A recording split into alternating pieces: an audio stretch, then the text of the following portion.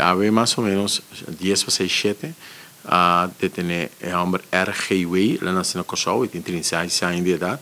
Y el hombre que quería detener en el aeropuerto en el momento que era abandonado la isla. Este queda sospechado de un caso de asesinato en un lugar día 10 de junio, más o menos 10 horas de noche. Arriba un lugar estacionado auto na vapor quebrado, se corre en el momento y la víctima estaba en un centro de divertición y en el momento la sale para fora, después que tiene una discusión con algún otro gente, dan a los tiros a dirigir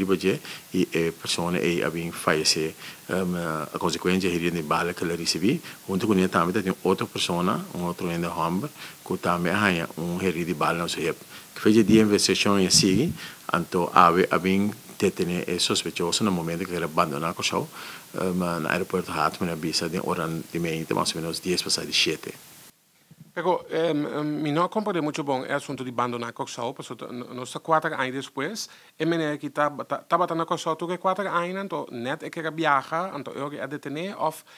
ta ku vakantie estaba aquí quizás, entonces ook la baia a poder detenerle, con está preciso. A mim é que ele abandonou Kosovo, está bem pequeno, mas naturalmente tipo investigação na que te hope bem botar informação. Pero nós também já buiten hier dat significa bom ministério ordem fiscal e ministério público, lo que sucede work time para detener. Esse é um, e de dois para ter suficiente prova com a pessoa que está para fazer detenção. Então durante a investigação da seguinte, pode imaginar botar investigação com uma hora para ter claro, tem término médio e término largo, que a investigação está seguindo, controla também não pensa, aí não está passando nada da sociedade, mas está bom, vou mirar exemplo clássico agora que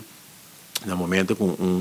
assassinato toma lugar, então quase 4 anos depois para detener sospechoso toch. Que me bosa que a investigação da seguinte queda atrás tem momento que não tem suficiente prova, mas no momento que tem suficiente prova então certo aspecto não jurídico está em place no momento e vai over detenção também. Que me manda justiça está largo e eu quero demonstrar também que aunque o tempo passa toch a pessoa que quer detener para ter uma quantidade também não é imparcial no momento que